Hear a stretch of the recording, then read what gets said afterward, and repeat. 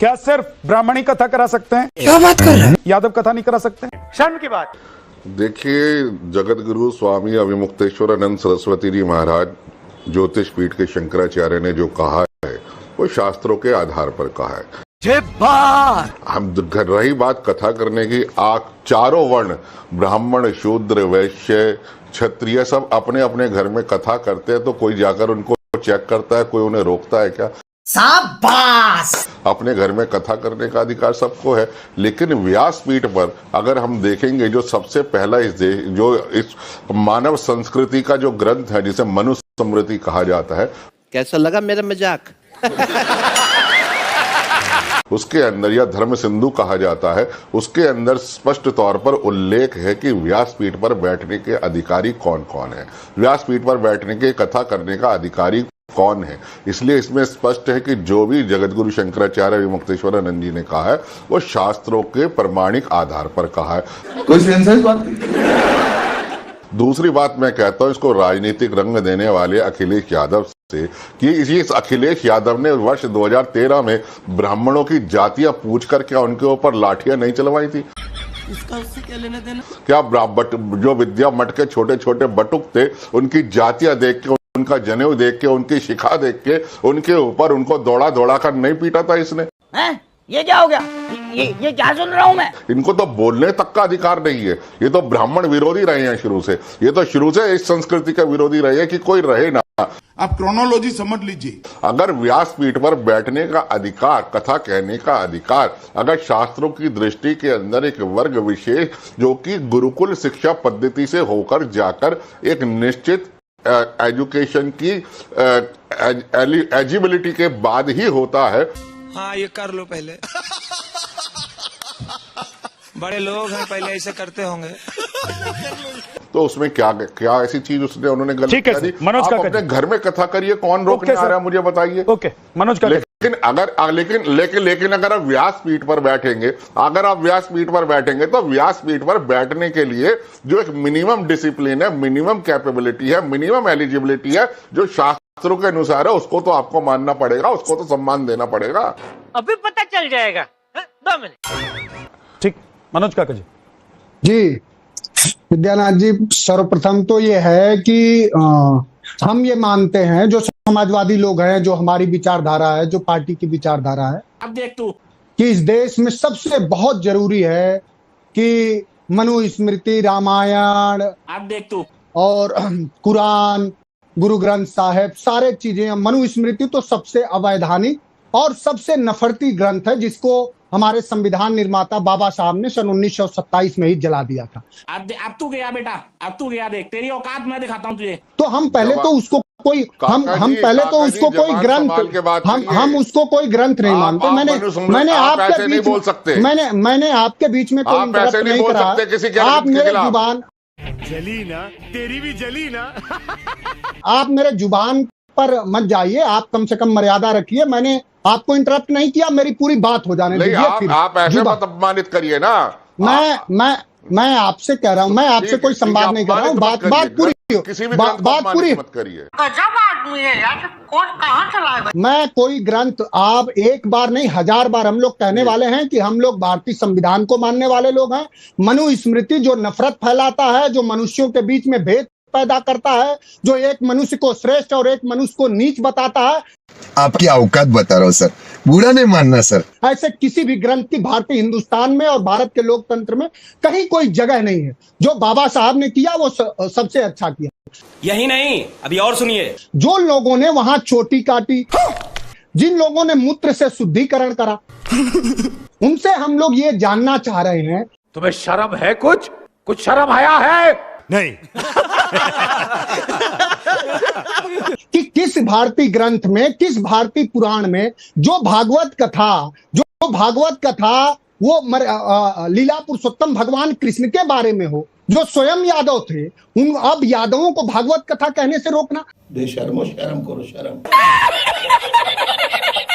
अगर उन्होंने कोई अभद्र व्यवहार करा, अभद्र तरह के किसी व्यवहार का व्यवहार अगर उन्होंने करा, तो क्या उत्तर प्रदेश की पुलिस नहीं थी? आप पुलिस को सूचना देते। लेकिन बाद में आक्षेप लगा देना। असल में ये वही लोग हैं जो सदियों से, जो अपनी श्रेष्ठता मर्यादा बनाए रखना चाहते हैं। आंखें खोलिए, जुबान दिखाइए। अब देखिए आप डायरेक्ट ठीक हो जाएंगे, ठीक है? वो चाहते हैं कि मंदिरों पर उनका अधिकार रहे, वो चाहते हैं कि शासकीय व्यवस्थाओं पे रहे, न्यायालयों में रहे। वो नहीं चाहते कि भारत का संविधान इस जन जन के मन में जाए। कम से कम इन नफरतियों को एक चीज पढ़ लेनी चाहिए। इन नफरतियों को सजा मिलनी चाहिए और इन नफरतियों को जेल के अंदर डाल देनी चाहिए। जोर जोर से बोल के लोगों को स्कीमें बता दे। इन नफरतियों को गिरफ्तार किया गया है। अब मनोज काका जी, आपने जिस बात से शुरुआत की थी उस पर मेरा एक सवाल आपसे है, उसके बाद बाकी जो पैनलिस्ट बैठे हुए हैं वो भी आपसे सवाल जवाब करना चाहते हैं, वो भी आपकी बातों को काउंटर करना चाहते हो, करेंगे तो करना। परेशान हो गए हम लोग 2.5 साल से, ये भी परेशान हो गए, हम भी परेशान हो गए, करो फिर। आपने कहा कि सबसे पहले मनुस्मृति और उसके बाद आपने नाम लिया रामायण का। तो क्या आपको रामायण में विश्वास नहीं है? आपको भागवत गीता में विश्वास है, आपको रामायण में विश्वास नहीं है? आप मनुस्मृति की तरह क्या रामायण को भी जला देना चाहते हैं? क्या आप चाहते हैं कि राम का नाम मिट जाए इस देश से? ये सब दोगलापन है। मैं तेरा दोगलापन उतारता हूँ। अब आपका प्रश्न पूरा हो गया। बोलिए। आप इतना उन्मादी हो करके और इतना उत्तेजित ना होइए, साधारण भी कहेंगे तो मैं आपके प्रश्नों का उत्तर सर, मैंने आपकी बात पूरी सुनी थी और मैंने आपसे सवाल किया, अब आप उसका जवाब दीजिए। आप उन्मादी होकर दीजिए, प्रेम से दीजिए, लेकिन मैं एक सनातनी हूं। अगर आप रामायण को जलाने की बात करेंगे, राम को मिटाने की बात करेंगे तो मैं मेरे अंदर उन्माद आएगा। What's happening? नंगा करके नहला रहा है। अब बोलिए सर। बात नहीं करी मैंने, रामायण जलाने की बात नहीं करी। आपने अपने शब्द मेरे शब्दों में आपने, मैं वो क्लिप निकलवा देता हूं मनोज काका जी। आपने कहा कि सबसे ज्यादा खराब तो ये मनुस्मृति है, इसको जला देना चाहिए। उससे पहले आपने नाम लिया कि रामायण, मनुस्मृति, रामायण, और रामायण पर जाने से पहले आपको लगा कि आप बोलकर गलती कर देंगे, आप रुक गए। लेकिन आपके अंदर की बात जो थी वो जुबान पर आते आते रह गए। नहीं है, रुको जरा, सबर करो। बोला धक्का बुक्की नहीं करने का, आराम से लेने का। हाँ, मनुस्मृति का इस देश में कहीं कोई स्थान नहीं है। एक आप जैसे लोगों के लिए मैं ये कह रहा हूं, रामायण में भी जो बातें अगर भेद पैदा कर रही है, किसी भी हमारे ग्रंथ में जो मानवता में एकता न लाए, जो भेद पैदा करे, जिसमें कुछ इस तरह के दोहे हों और चौपाई हों जो लोगों को, किसी को शूद्र बताता हो, किसी को बीच में ना बोल, बताता हो, बीच में ना बोल।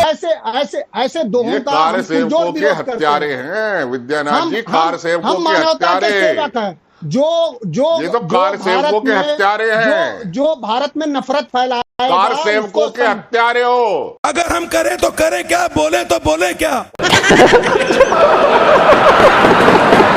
कारसेवकों के हत्यारे हैं ये, कारसेवकों के हत्यारे।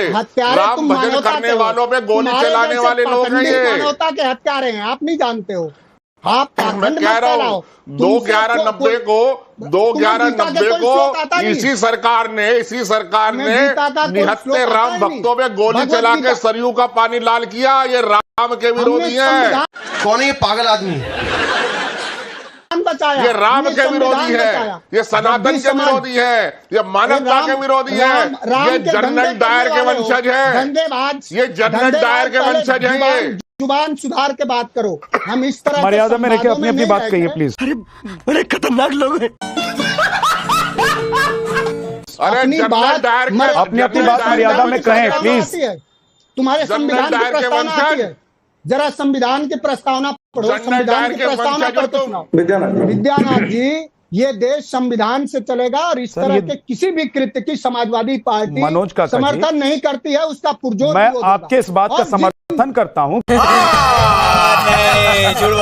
कि ये देश संविधान से चलेगा, चल रहा है और चलता रहा है और आगे भी चलेगा। उसको कोई बदल नहीं सकता है जी। ये लोकतांत्रिक देश है, इसमें सबको अपनी बात कहने का अधिकार भी है। लेकिन मैं ये जानना चाहता हूं, विजय शंकर तिवारी जी, मैं आऊंगा वापस आपके पास मनोज जी। विजय शंकर जी, आप एस एन सिंह जवाब देना चाहते हैं, बोलिए। उसके बाद विजय शंकर तिवारी के पास जाऊंगा, बोलिए। पार्टी बदल लिया साला। नहीं, सवाल ये है कि मैं ये जानना देश संविधान से चल रहा है और संविधान से ही चलेगा। किसने किसको मना किया है? लेकिन होता क्या है कि जब कोई व्यक्ति सत्ता पाने के लिए ये सौगंध ले लेता है कि हम समाज में आग लगा देंगे, हम संविधान को जला देंगे, रामचरितमानस की पुस्तकें जला देंगे। फेंको फेंको अपनी पूरी शक्ति के साथ फेंको। बदायूं में जो लड़कियां पत्ता पीने जाएंगी उसका अपहरण करा देंगे। ऐसी समाजवादी पार्टी जब प्रेस कॉन्फ्रेंस करती है तो सैकड़ों सवाल उठते हैं कि जब आपकी सरकार रहती है तो इसी इटावा में एक ब्राह्मण परिवार को नंगा करके उसके मुंह पे कालिक पोत के पूरे गांव में घुमाना किस संविधान में लिखा हुआ है? आप करें तो रासलीला, हम करें तो करेक्टर डील। और मैं मनोज काका से जरूर ये बात पूछना चाहूंगा कि रामायण की विसंगतियों को आप हटाने की बात कर रहे हैं, लेकिन जो 3 तलाक वाली विसंगति है उसमें समाजवादी पार्टी के मुंह पे ताला लग जाते हैं। जो हलाला वाली विसंगति है उस विसंगति पे समाजवादी पार्टी के मुंह में ताले लग जाते हैं। अरे ताले लग जाते हैं मुजफ्फरनगर में जब एक विशेष समुदाय के साथ खड़े होकर। बड़ा हरामी हो बेटा।